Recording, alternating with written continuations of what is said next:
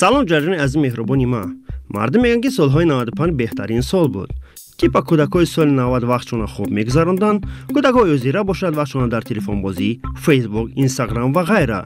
نسام دل این خیل نیست. برای ما 20-25 سال پیش زندگی گنده از کوچنی بود. یک تلویزیون سوئیسکی داشتیم، یک روز ساز بود و یک ماه وایران. نمیدونم استاد گنج خیلی سازش میکردن. روزی تعمیر میآورید پگاه وایران میشد. خدا بگیرش با وایران شد. از همه احمقیش همون بود که تلویزیون پولت نداشتن. بعد میگفتن تا که ابراج خیلی یگون کانال دیگر همون دو کانال میگرفت ایتو دادنش میمردی نمیافتیش. ها همین میشوه ها میشوه.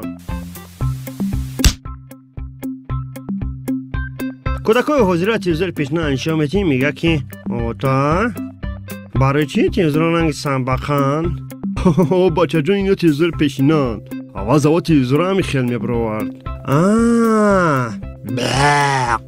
حاضر باشه کانال تلویزیونی صفحشون زیاد و تلویزیونها باشه بهترین رنگا نشان میدهند. جای بسیار را هم در بر نمیگیرن.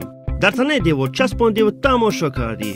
خواهی کینو، خواهی فیلم های تصویری، خواهی عالم حیوانات، چیزی که خواهی. در یک کست ویدیو همگی دو کینو بود که 300 مرتبه تماشا میکردی مونده نمیشدی. امروزها در فلش کارت 100 کینوی گوناگون است که وقت نمیابی تماشاش کنی. در یک کوچه کلان یک تلویزیون بود. بعد چند مردم جمع میکرد. خاله مشریف کار تمام کینو سر شد. خاله مهری کینو سر شد. کینو سر شد؟ مو خاله گالبی کینو سر شد. بدا چه تبو که کینو سر شد. او چه ما بچه خودتم.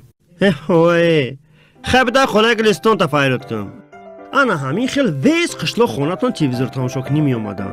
راست دیگه او سالار بازی های شوق‌آور بسیار بودن. مثلا مسابقات بازی میکردیم، چلیک و دنگل، ای بالای گاراژون میپریدیم، لیژا بازی، بجل بازی، لانکا بازی.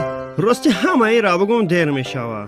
دوره زور بود لیکن مثل حاضرانه. میدونیم برای چی؟ چونکه اگه کوچه بگونه میگذشتی یک طلبه خولیگانا را میدیدی که در تک یک درخت نشستگی خدا میگرده که فایرادت نکنن. و از نظرشان با سر خم میگذارده که یکی صداد میکردن.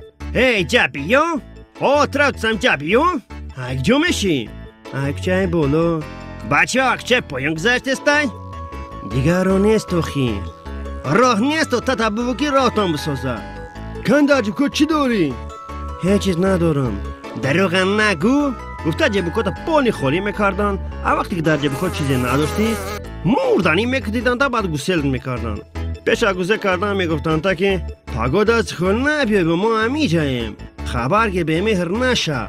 اکنون بیا و بگیر. ساعت 5 سحر خواب میخستی و درس میرفتی که اما احمقان نقپنده لط کوبت نکنن. راستی ساعت 5 سحر یک پرابلم دیگر هم بود. سگ‌های همسایه شب سر میدادن سحر میبستند. اکنون چه گذاریم ها بچه شما ازدواج دارین؟ بیاید نظر کنیم به زمانی حاضره. های کوچه شدی چشون گذاشته تلپا را میبینی میگوی سلام براتانه کنکرت نیما. علیکم سلام. کی بدیدیم نه؟ با فکر ما یک چای بولو های. هی فایرج کی آدم نمیرسه کمانده مونده. هی براتان بیا ما ده یک آدم نمیرسه همراه ما بازی کن. میبخشین جرا جانو تلفنی ما چورمشکانه که حاضر باشد کسی با کسی کار نداره. نمیپرسن تا کی و با کجا میروی. هر یکی ما باید شکر خدا کنیم که چون این وطن زیبا و آباد داریم. نه همه سگ‌های همسایه آدم نشدن.